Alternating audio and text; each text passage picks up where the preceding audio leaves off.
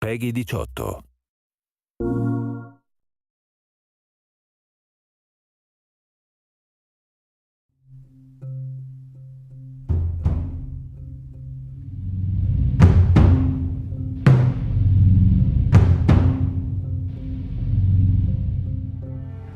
We really want to make sure that there's that contrast between the negative space and then the high tension spikes. You need the exploration, you need the scavenging, you need something to say like, okay, I'm setting a certain tone and a patina here so that then we can contrast that with some stark changes. We need the intensity to strike a different chord. That only works if you have the negative space to play off of. We wanted you to be forced to make some choices in the world that showed how depleted the resources were. You know the drill. Look around, see if there's anything we can use. And we really wanted to give you a reason to go explore this space. It's like, well, you need to look for supplies that will help you survive another day in this world. Throughout the world, the player finds all sorts of different pieces of items, such as rags, alcohol, bits of broken blades, bindings, and you can combine these together in different ways in order to create items that are useful for surviving in this world. Some items in the recipes require the same combinations of things or the same types of resources. So you have to make this choice. Do I want to go offensive with it? Do I want to go defensive with it? I can find a bottle of alcohol and some rags and I can create a Molotov cocktail from it. That's going to help me take out a couple guys if I use it appropriately.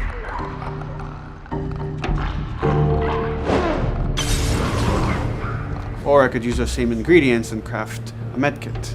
And that lets me kind of choose, do I want to play it more defensively and kind of have items that help me heal myself, or much more aggressively, I want to have items that help me kill and destroy in order to then progress and get out of this area.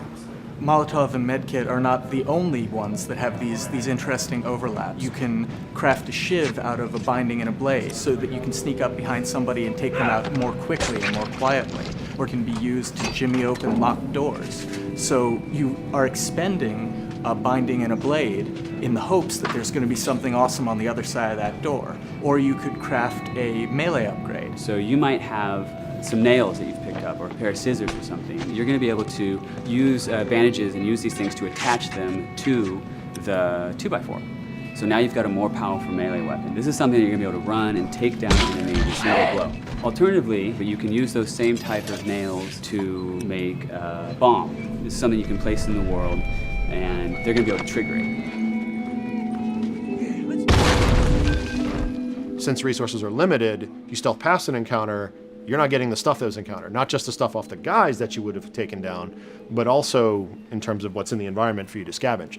So you have to balance that risk versus reward, but it's definitely all a part of the choice. And sometimes the world doesn't give you a choice. Sometimes the battle breaks out in a way you didn't expect, and you have to make decisions, in the moment. So that's another reason why we did the whole crafting system live. We didn't want the player to have to scroll through a long list of different items. We wanted it to be the absolute minimum amount of button presses.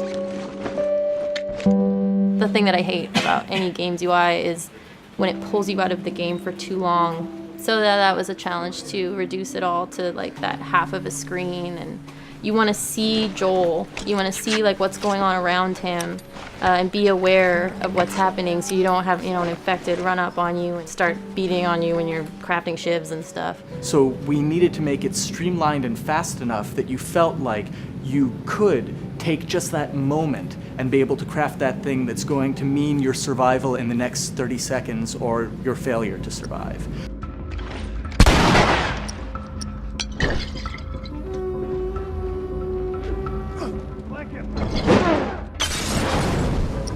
The brutality of the encounters is allowing us to reach into the tone of the survival aspect of the game.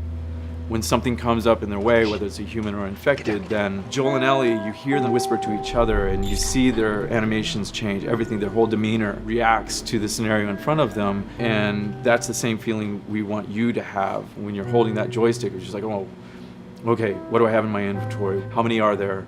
Where are they at? Locate them and try to figure out, okay, what are we gonna do?